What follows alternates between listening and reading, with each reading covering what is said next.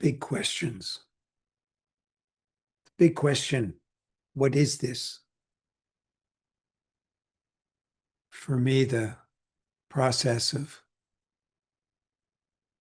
breaking through or awakening to or rising above the normal dream state that I find myself in. The longer I've practiced, the more I've come to really embrace the dreamscape, because I find myself more lucid in that dream where I know I'm dreaming. When I don't know I'm dreaming, that's usually when I end up getting in trouble.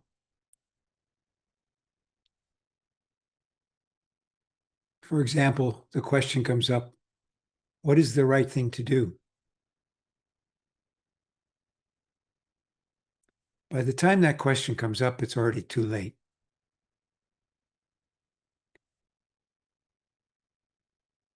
When you're in the flow and everything seems to be moving through your life, at least at that moment or that time, like it's supposed to, or feels like it's supposed to, how do you distinguish whether that's just fanciful thinking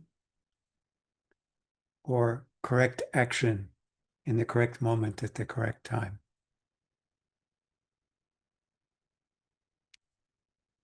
So as these questions circulate in my mind and my practice as I'm sitting,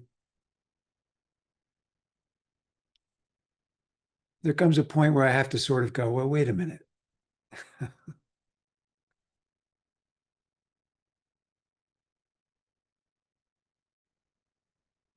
Isn't it the experience of being in this phenomenal world, the way we are, and the way our minds work in relationship to it?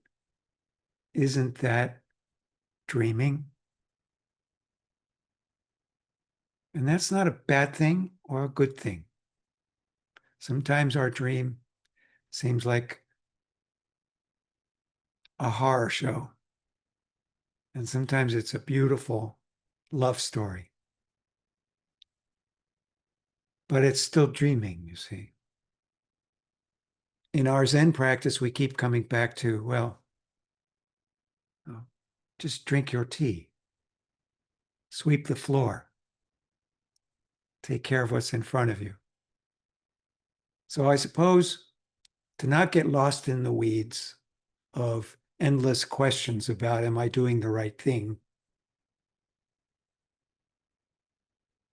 As much as possible, drop it and just ask, how can I help? What is it that I could do? How can I help? Oh, the floor needs sweeping, or the dishes need to be done.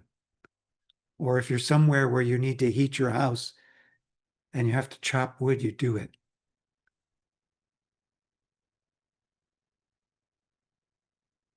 And these kinds of ordinary tasks are a way for us to be awakened to what's happening actually, away from the idea of it. So enjoy the dream, but don't get caught up in the idea that that's what it is, that this is life's experience. And the dream is like it's like a loop of energy that just doesn't have a beginning and an end, but is always transforming from one thing to another. And while you're in this, if you're lucid dreaming, then you're going, what can I do? How can I help? And that's all I'm getting at here. It's just trying to bring it down to something basic that you can use to take the next step without being afraid to. or overanalyzing it or doing it because you think it makes you a good person. You see, a bodhisattva doesn't think I'm being a good person. A bodhisattva doesn't think I'm being a bad person. It's a bodhisattva isn't attached to the dream. The bodhisattva is how can I help in this dream? How can I help awaken people to their dream so they can also be lucid and awake?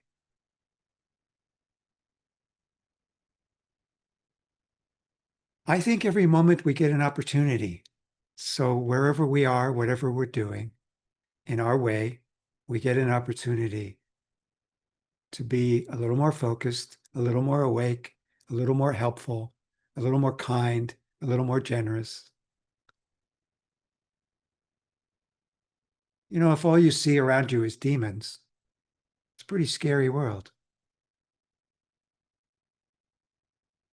How do you wake up from that?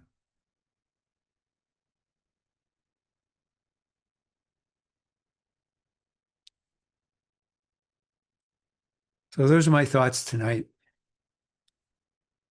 And I appreciate you sitting with me. It's always wonderful to see you there sitting with me. So thank you for being here. So have a wonderful evening. Stay safe and do what you can.